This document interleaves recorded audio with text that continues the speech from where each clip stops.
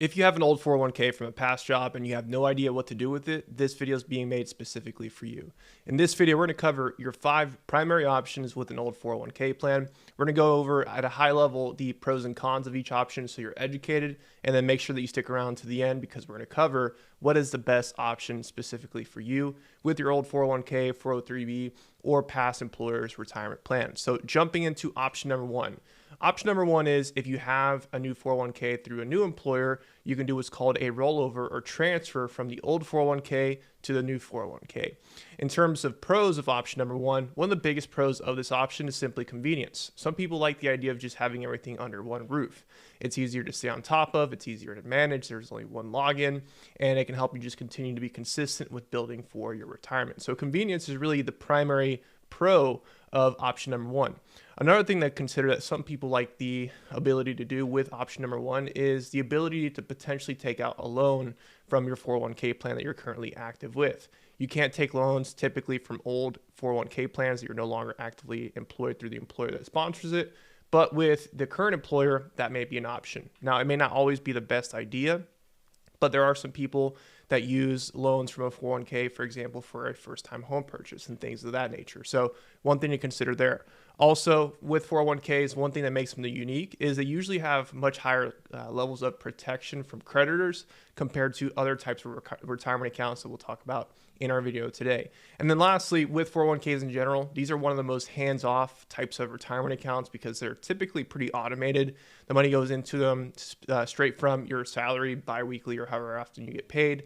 And it's pretty out of sight, out of mind, and a lot of people like that. And frankly, that's one of the biggest reasons why the majority of people's wealth is tied to their 401k plan, because they made a decision a long time ago to set it up, automatically invest in it, and that money just kind of grows over time. So those are at a high level the pros. Let's look at the cons, or the flip side of option number 1, which is, again, rolling it over to a new employer's 401k plan. One of the biggest cons with 401k plans as a whole is generally you're going to be pretty limited in terms of the options that you have for your investments. In many 401k plans that I see, you kind of have like a menu of mutual funds to choose from, usually some target date funds, maybe some stock funds, maybe some bond funds, and a money market fund. And that's usually about it. Whereas in other accounts that we'll talk about in this video, you generally have a lot more flexibility in what you can invest in. So that's one of the main cons of this option. Secondly, with 401k plans, fees can definitely vary. Some plans have very high fees, some plans have very low fees. And this is something to definitely research before you make the decision to roll over an old 401k into the new 401k, is to look into what are the fees associated with the plan, what are the fees associated with the investments inside of the plan. Definitely important to know. And another thing to keep in mind, even though these are retirement funds and we shouldn't really be thinking about using them until at least age 59 and a half, because that's when that 10% early withdrawal penalty typically starts to fall off. A lot of employer plans like 401ks don't allow you to actively access the money inside the plan until you separate from the employer. So in a sense, your hands are somewhat tied there. So just something to consider. Again, not something that you necessarily need to do because this money should be invested for the long run. That way you can take advantage of that tax deferred growth inside the account. But just keep that in mind as we talk about option number 1. So moving on to option number 2, you have the ability to roll the money over to a traditional IRA, also known as a rollover IRA. And when we're talking about a direct rollover, it's really just a transfer from one retirement account to another. In the case of a traditional 401k to a traditional IRA, it's just moving pre-tax money from one retirement account to another, and it's not a taxable event. But option number 2, nonetheless, is rolling it over to a traditional IRA. The main pros of option number 2 comes down to control and flexibility. So within an IRA, an individual retirement account, you have a lot more flexibility in what you can invest in. Just a second ago, we talked about the fact that 401k plans can be limited in your investment options, whereas in an IRA, you can invest in basically whatever you want. Stocks, index funds, ETFs, REITs, the list goes on. So a lot more flexibility here. And of course, a lot more control over the fees. If you're DIYing your investments, there's typically no management fees. There's certainly no 401k plan or administrative fees. And you have a lot more control over the fees that you pay inside your investments because you're choosing the investments on your own. So the main pros here really come back to flexibility and control. In terms of cons, like we mentioned a moment ago, the 401k has the highest level of creditor protection compared to all these accounts that we're talking about right now. So that would be something to consider if that's something that you're worried about. And secondly, this is usually a bigger one if you're a higher income earner, and you already make too much money to put money into a Roth IRA the regular way. So you're using what's called the backdoor Roth strategy. If you have money, pre-tax money in a traditional IRA, you can be subject to what's called the pro rata rule. I'm not going to go into a ton of detail on that in this video because I have other videos covering the pro rata rule and the backdoor Roth as well. But it's just something to keep in mind. If you're currently a higher income earner and you are using the backdoor Roth strategy to fund your Roth IRA, having money in a pre-tax traditional IRA, rollover IRA, etc., can make that process a little bit more tricky when it comes to taxes. So with a lot of people I work with, if they don't have access to a new 401k plan and they are using the backdoor Roth strategy, sometimes it's better to consider maybe potentially leaving the money in the 401k plan, which the IRS does not look at for the sake of the pro rata rule. So moving on to option number 3, you have the option to also roll over the old 401k into a Roth IRA. If it's moving money from a traditional 401k to a Roth IRA, this is technically considered a Roth conversion. Or if you have a Roth 401k and you move it over to a Roth IRA, that's a direct rollover. So important to understand the difference there. But in any case, you have the ability to move the funds from the 401k to a Roth IRA.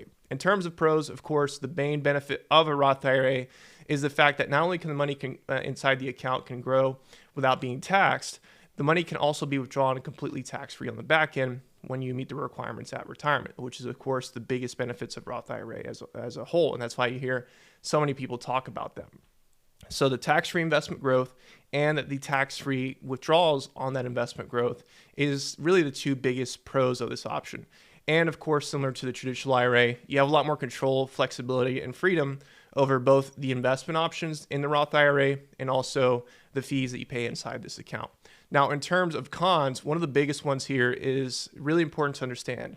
If you are moving money from a traditional or pre-tax 401k and you're converting that over to a Roth IRA, that's going to be considered a taxable event. So the amount of pre-tax money that you move from the traditional 401k to the Roth IRA, that amount is going to be considered taxable as ordinary income. So for example, let's say that you have an old traditional 401k with $100,000 in it. That money has not been taxed yet. And you decide to convert that over to a Roth IRA, that full $100,000. What the IRS is going to assume, they're going to assume, hey, you just made an extra $100,000 this year. You're going to owe ordinary income tax on that amount. And if you're already in a high tax bracket, it can push you up potentially another one. And in any case, it can potentially cause you to have a pretty big tax bill if you're not planning for it. So just because a Roth IRA is a solid investment account doesn't automatically mean they should move money from other retirement accounts into it without careful thinking and planning in advance. And of course, the lower level of creditor protection, which we've mentioned a couple times throughout this video, compared to the 401k.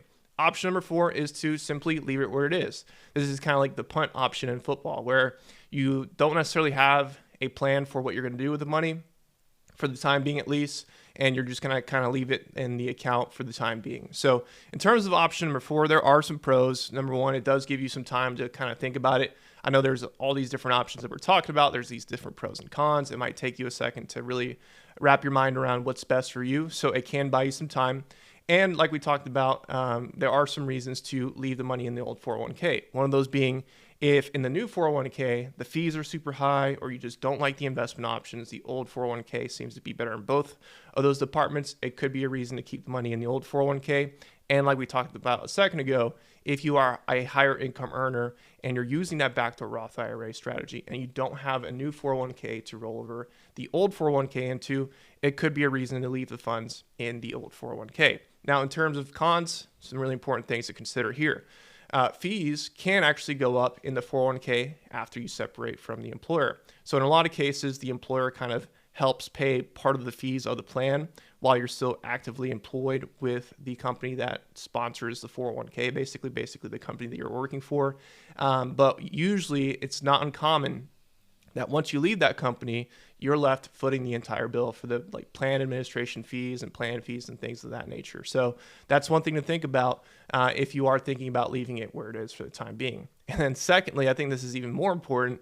It's easy to just lose track of this money. You'd be surprised how many conversations I've had with people over the 7+ years I've been doing this now that they had an extra 30, 50, 70, 80, even $100,000 just sitting out there because they completely forgot about this account. They lost track of it. And that's why it's so important to stay on top of your investments and try to keep things as simple as possible. But recently I read there was over $3.1 trillion in assets in 401k plans in the country that people just have not thought about, right? So that's a crazy figure.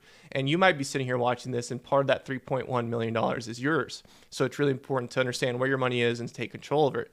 And also, this is something I've seen over the years, is some plans will actually do what's called force you out of the plan. They'll basically just send your money somewhere else, either to you or to like a rollover IRA or rollover Roth IRA somewhere else, like with a company like Millennium Trust, for example, if you don't take action within a certain time frame of you separating from the company. Usually that timeline I've seen is around 90 days. If it's under a certain amount, sometimes this is like automatic. So a lot of thresholds I've seen is like $5,000. If you have under that amount, they'll either cut you a check or they'll just roll that money over to somewhere else and they'll say, you deal with it now. And we're not even going to tell you where it is unless you look into it. So really important, if you're thinking about just leaving it where it is, make sure that you know if that money's going to stay there or not. And if it's not going to stay there, make sure you know that where it's going to go. Now, finally, the fifth option, I don't like this option, but it is an option nonetheless. And part of this video is to just educate you on these options. But the fifth option is to take a full withdrawal or cash out the 401k balance. So let's talk about this one.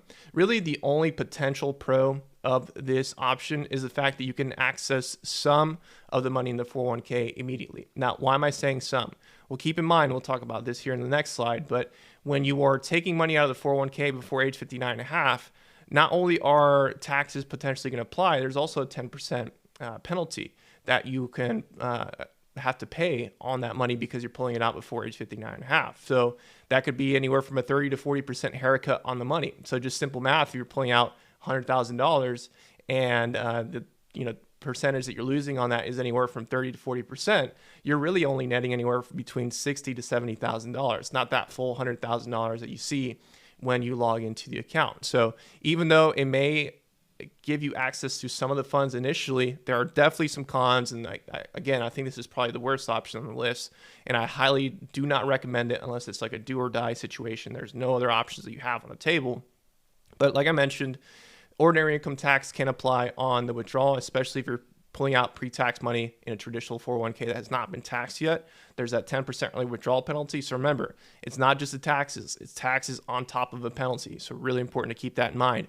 And probably even bigger than that is you're potentially giving up tens, if not hundreds of thousands of dollars of tax-deferred investment growth in that plan by pulling that money out. In retirement accounts, you can invest the money, it can grow without being taxed as long as it stays in the account. Now, taxes can apply when you withdraw the money down the back on the back end, but while the money stays in the account, you're saving tens, if not hundreds of thousands of dollars on capital gains tax, ordinary income tax on dividends, and so on. So not only are you giving up tens of hundreds of thousands of dollars in tax deferred growth, you may also be potentially starting from zero.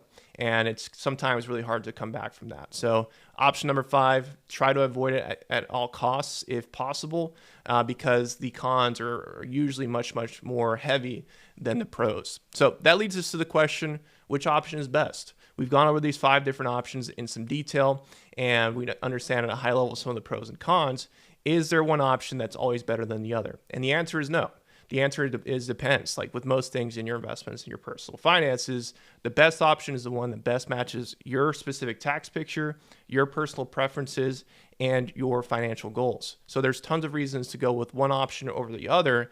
What's most important to make the best decision here is to carefully weigh the pros and cons of all these different options and make sure that you choose the one that is in best alignment with your specific, again, tax picture, financial goals, and personal preferences. That's always going to be the answer. Now, next steps from here are, if you have questions or not sure how to take the next step with the old money that you have in an old 401k plan, or just investing in general, you don't know how to get started, you've been investing for some time now, and you're not really sure if you're on track and you just need some help, you need some guidance, next steps are in the description to this video. You're going to find a link that you can use to schedule a quick free one-on-one consultation with myself. It's a good opportunity for us to sit down, help me better understand your situation, help me understand what your goals are, and help me point you in the right direction. So again, the next steps from here are in the description to this video down below. You're going to see that link to schedule that quick free one-on-one consultation with myself. So that is the video. Hopefully this gives you something to think about. If you do have that old 401k plan sitting somewhere, don't just let it sit there and forget about it. At the very least, take some action, or at least understand what your options are with it. If you found this video helpful, make sure that you give it a thumbs up. And if you have any questions on any of these options, I know I kind of talked about this at a high level somewhat quickly. Drop those questions in the comments and I'll do my best to answer as many of them as I can. And again, one more time, if you need help figuring out your investing right now or getting on track with your goals or any area of your finances right now, you just need some direction, some guidance, use that link in the description to this video to schedule that quick free one-on-one consultation with myself. So just want to say thank you so much for taking the time to watch this video. I hope you found it helpful, and I'll see you in the next one.